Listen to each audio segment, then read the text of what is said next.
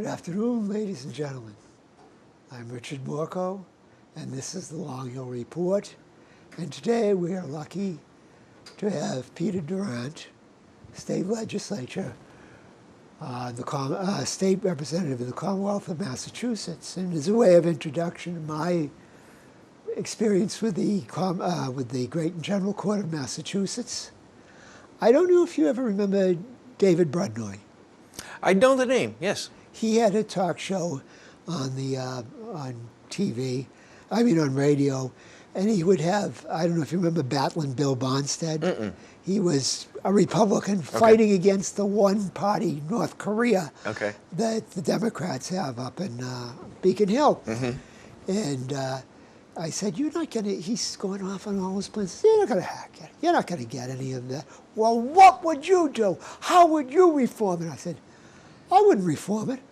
I want to close down Beacon Hill and make it a halfway house for megalomaniacs. And he's fuming. Brudnoy couldn't stop laughing, the host of the show. But not all of them. Not all of them are like that. Not all of them are megalomaniacs. And Peter Durant is going to talk about something very important, and grab your wallet because somebody else wants to too. Peter, we're talking about the Transportation Climate Initiative. Right. Which explain to the people what that is. So the Transportation Climate Initiative, or TCI, it's easier to say. TCI is a program, it's basically a cap and trade program where those who produce gasoline or fuel oil, so your heating oil, your gasoline, things of that nature, would have to buy carbon credits in order to provide it to Massachusetts. So you pay a price for those carbon credits, and I get to provide my gasoline to the state of Massachusetts. That's its simplest form. As time goes on, two things happen. The price of the carbon credits goes up, and the amount of carbon credits available goes down. So what that means is that those who produce the gasoline or the fuel oils have to pay more to get those carbon credits so they can make sure that they're getting their gasoline to Massachusetts, but there'll be less of it, so there'll be less supply available. So the idea that the proponents would say TCI, the idea behind TCI is that it would promote people using electric cars, more efficient energy, for example, in electric cars, because you'd have more of a scarcity of that product, of the fossil fuel. And so, in a nutshell, that would be what the program is.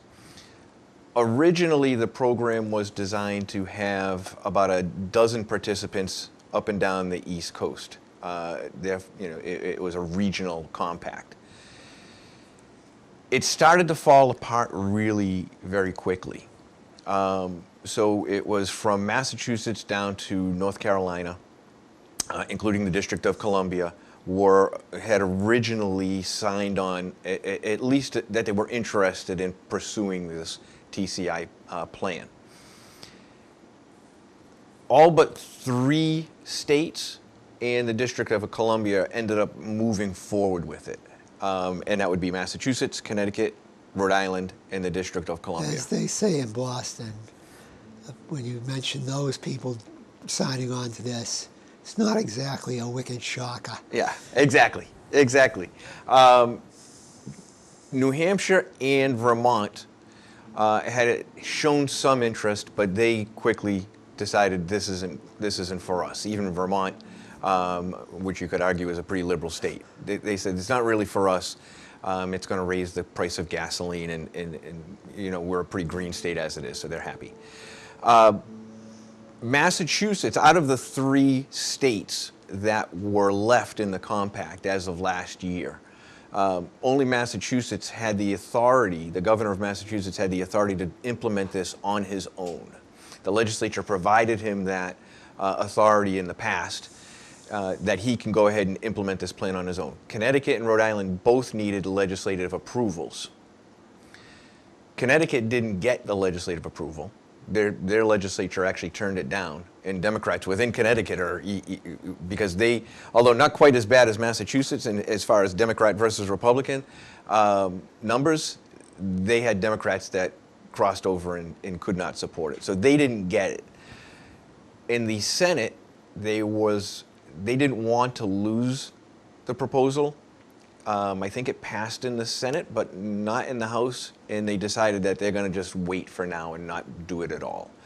They may resurrect it in the future, but that's not something that they're moving forward with. So as far as I know, at this point in time, only Massachusetts and the District of Columbia is still pursuing this plan. A small question. Sure. Do the people in the legislature who support it really believe it's going to lead to a green planet? Well, so now you're asking me questions that I have to ask. Do you want me to be cynical or? In the immortal words of Lily Tomlin, no matter how cynical I get, I can't keep up. Exactly. You know, I struggle with that myself. Obviously, it's not something that I support. I haven't supported it since it came out. And a number of my colleagues have not supported it.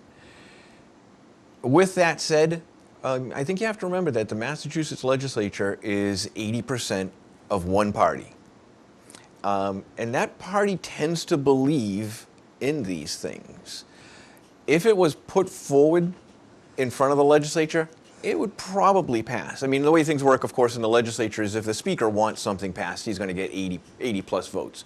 In fact, it's more likely that he's going to get about 130 to 135 votes. Unless they really hear from their constituents. Correct, and we've seen that in the past.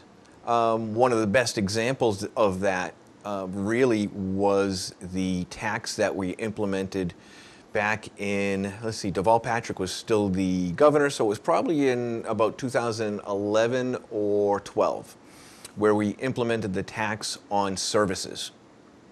We decided in Massachusetts, right, if you provide a service to somebody, you don't have to pay tax on that, sales tax on that. Back in, again, 11, 12, somewhere in that neighborhood, we passed a law saying that now that 5% sales tax, or that 6.25% sales tax, would go towards, would be applied towards services as well. And I never saw the legislature act so fast before in my life to repeal a tax, because that was an instance where we did hear en masse from people and businesses about this tax, and it was repealed very quickly, within about 6 months. Your colleagues, who are true believers in this, do they say why they? You know, it's one of the things that I always kind of struggle with, to be perfectly honest with you.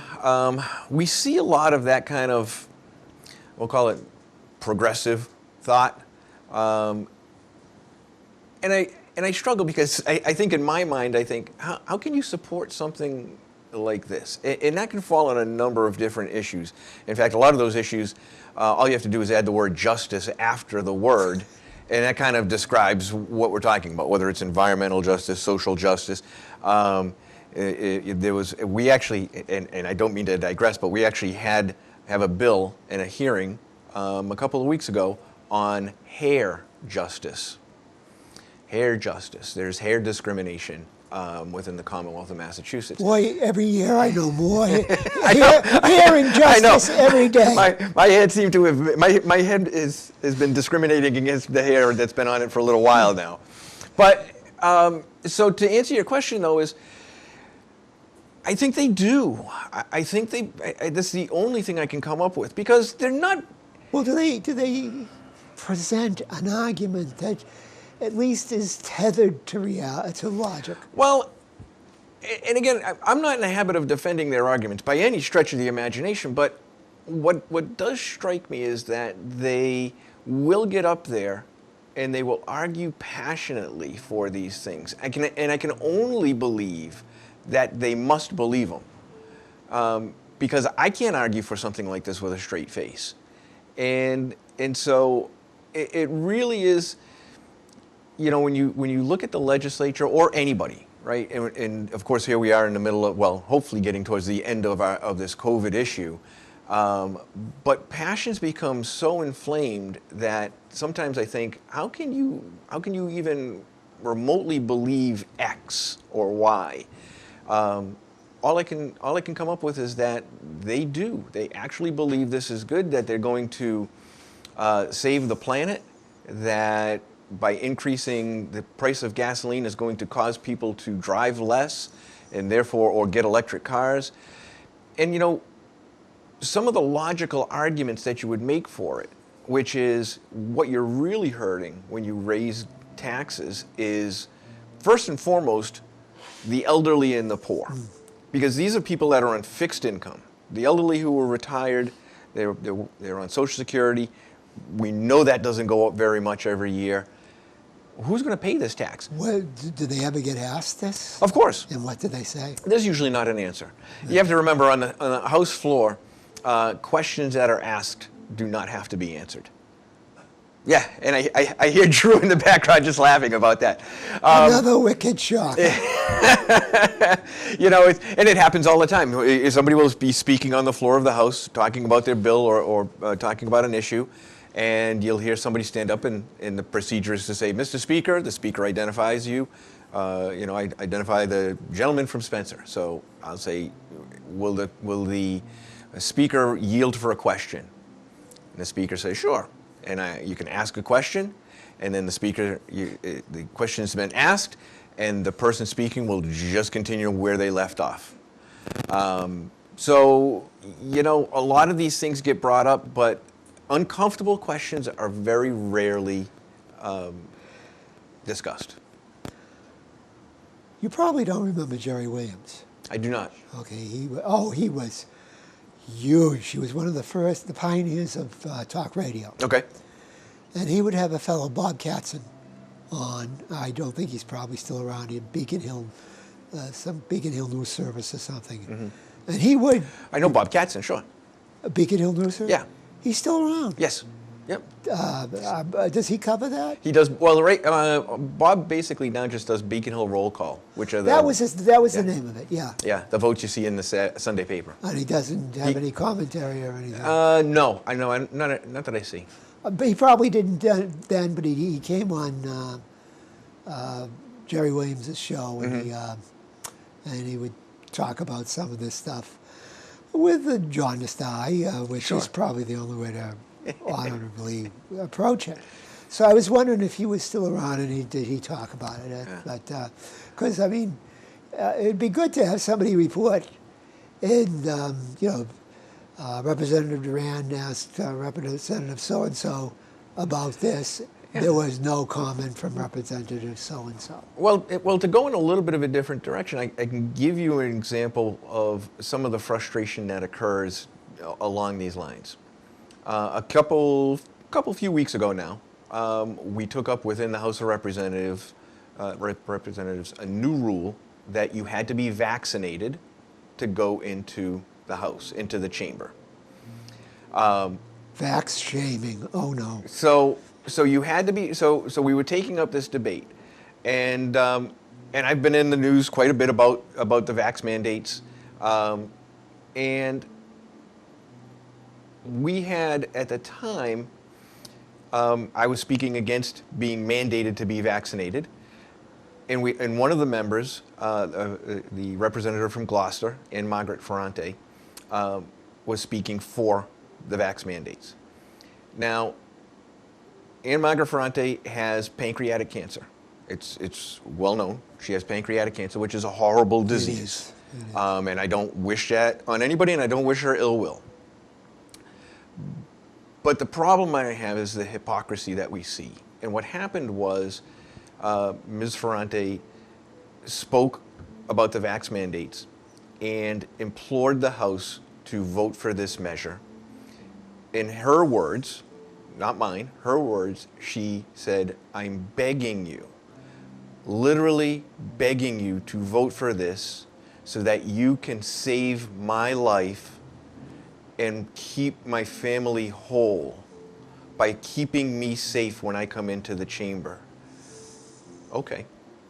She gave her impassioned plea. Of course, the measure passed. one However, party, North Korea. within 2 hours of this impassioned plea, she went to a party at Kowloon's restaurant in Saugus, which is an hour away from Gloucester, took pictures of herself with unvaccinated people without masks and posted them on Facebook. So I have a problem with that. I have a problem when we... Oh, and so to get to your point, I have a problem with that. And so when the press called, and I talked to a reporter at NBC, Channel 10, in Boston, and we discussed this, and I told her exactly the story I just told you. The reporter called Ms. Ferrante and said, "What about this picture on Facebook?" And Representative Ferrante's response was, "I happened to be driving by, I stopped in, took my mask off, took the picture, put my mask on and left," which is a complete fabrication because I know the people that were at the party. It was a retirement party for a colleague. I know the people that were there, but was never called further on it.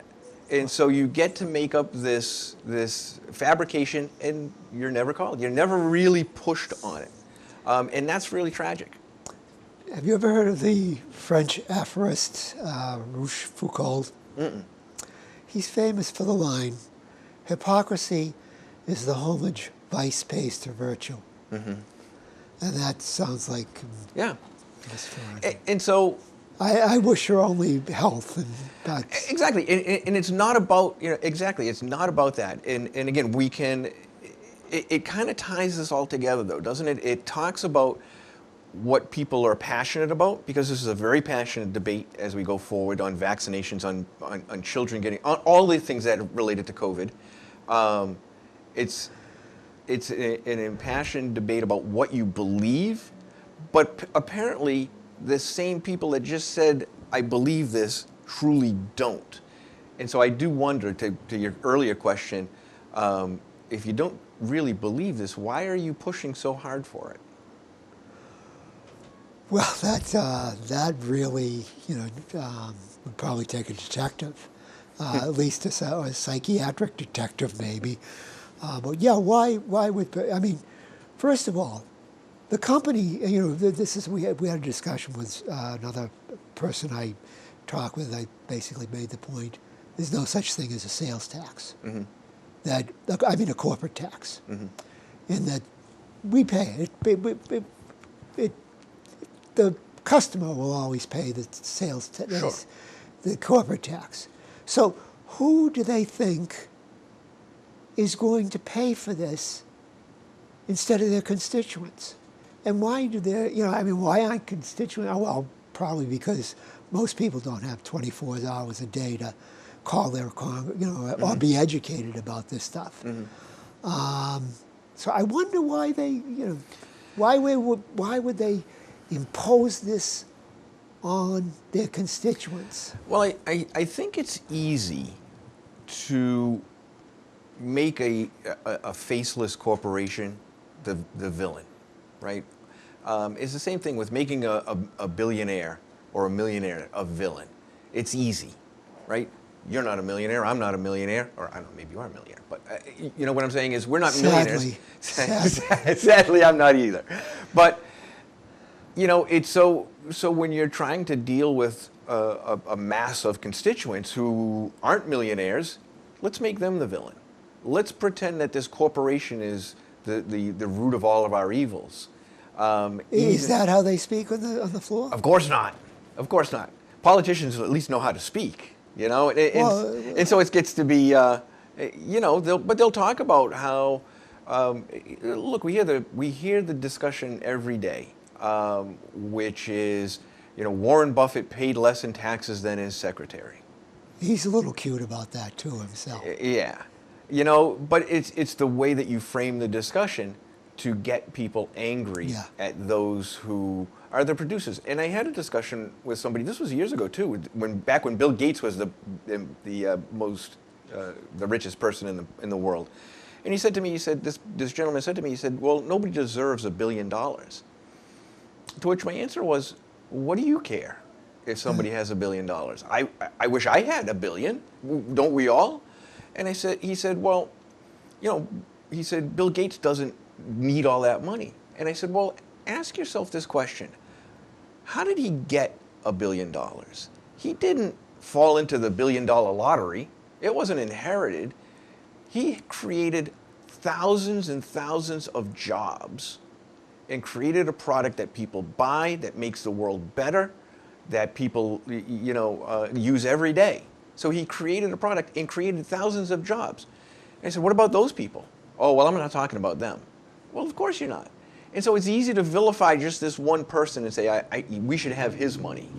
Well, it's a petty jealousy, really. It really is. But there's one aspect that I would ask you about, not that Sure. I don't know if your background might not be in engineering or anything like that, but, and some of this was explained to my son, who is an engineer.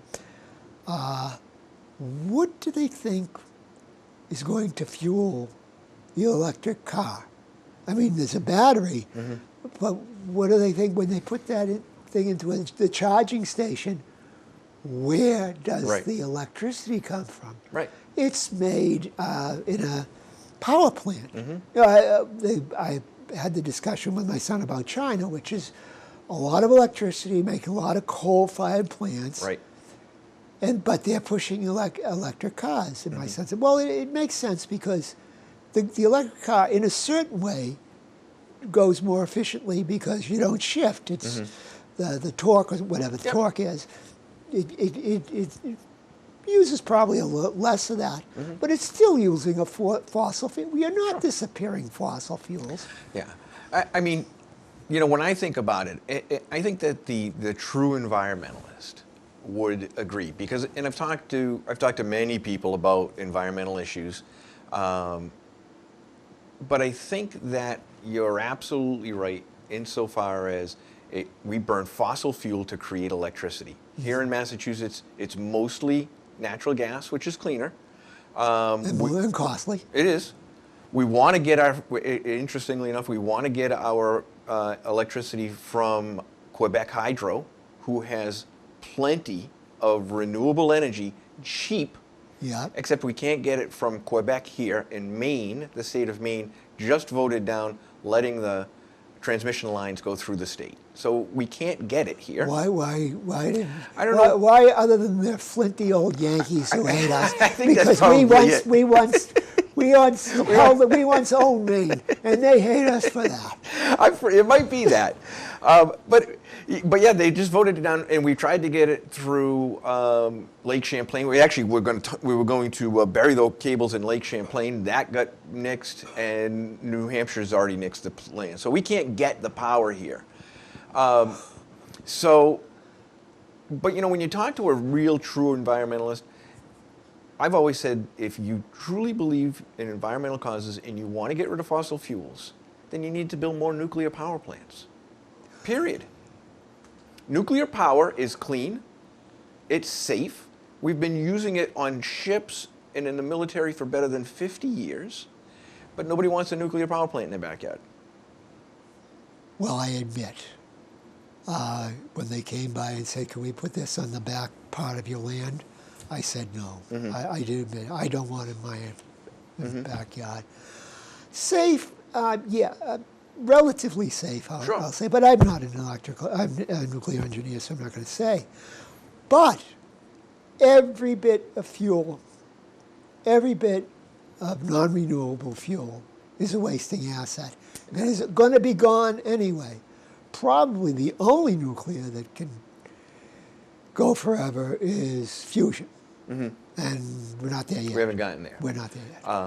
No, look, and I get it, right? You think about nuclear power, and we all think of the inevitable, right? With Chernobyl. And people say 3 Mile Island, but nobody died at 3 Mile Island. We think of Fukushima, but one person died at Fukushima. And so there are issues like that. And one of the things I've said to people, I said, do you realize that the University of Lowell has a nuclear reactor on site? Nobody knows that. You have a nuclear reactor in downtown Lowell, and nobody knows it. It's a research reactor. So it's not, but Well, it's... who likes Lowell anyway?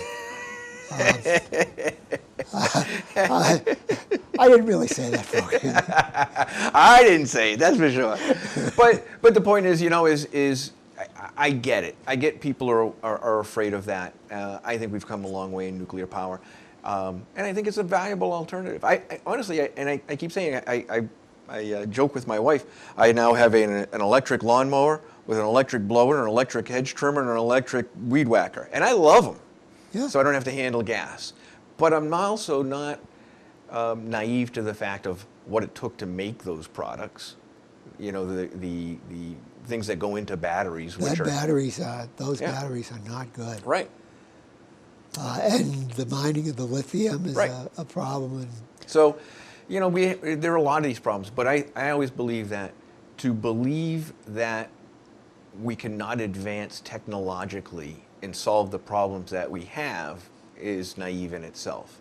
So when people say, oh, well, it was always about nuclear power, they said, well, you can't, you have radioactive waste for 10,000 years. Well, they've pretty much solved that problem. They actually have come up with technologies to take care of that. So we're smart enough to figure these things out. Well, I do hope so. We have no choice. Because even nuclear fuel is a wasting asset unless we figure out something. Right. I did review a book by, if I remember, I think his name was David Goodstein, Caltech. I think one of the things that better ways of solar is actually getting it up in space and beaming it down here. Yeah, I think there are a number of different technologies that will come about. I don't think, and here we deal with it in Charlton, these ground array solar panel fields. And that is we did a show about that here, and I wrote about that for the Sturbridge Times before I went down. These are ugly things, right? And they put people in one in, I believe it was Munson. I went to it to see it. There's an audible hum. It's not silent. It's and they break down. They break down. And our predecessor here of late memory, the wonderful Dick Vaughan, he talked about them here and how they had to make sure they were bonded to pay when they died, because they die and they are a mess. Yeah, 20 years from now, you're going to need to remove it. Yeah. And so there are problems. And not to mention that here in Massachusetts, solar panels only produce about 15% of their rated power. And so they're not an especially efficient way to produce power. Well, you've heard about what has happened in Germany. They're big on green. Right. And the wind stopped, and it's cloudy. And it ain't working. And so where are they going? To Vladimir Putin, who is, of course, according to the American press, the worst person that ever lived on the face of the earth. Unless you want to let him build a pipeline. Well, we're against him building the pipeline. The Europeans, if they didn't have, if they didn't have us bugging them, probably would say, "Hey, Vlad, come on," because he's got the gas, he's got the oil. Yeah. But not everything works the way you want it, and this is kind of a faith, kind of a religion. Yeah. And not completely reality-based. It's not. And, where you end up with, and we can bring it all the way back around to TCI, right? Where you end up with is hurting the people that you're trying to help. And I genuinely think a lot of times, as we spoke about, those in the legislature, those in government, believe that this is the right thing. This is the only thing that makes sense to me is they actually believe it. But at the end of the day, it's you and I that have to pay more for gas. You and I that have to bear the cost of this. And at what price are you willing to slow the economy, hurt people's livelihoods, and in general just help degrade that kind of prosperity? Well, it's happened before. and it will happen again. And in fact, in the Biden Build Back Better, there is a provision, that says it's going to pay for itself, but there is a provision to increase cigarette taxes. Of course. So, that's what we do, tax the poor. Mm-hmm. And, right. Tax the poor is big in this country. Yeah. Well, I think this has been informative, and I've enjoyed it, and a pleasure to meet you. Same here. And maybe we'll do this again sometime. I look forward to it. Thank you very much. Thank you.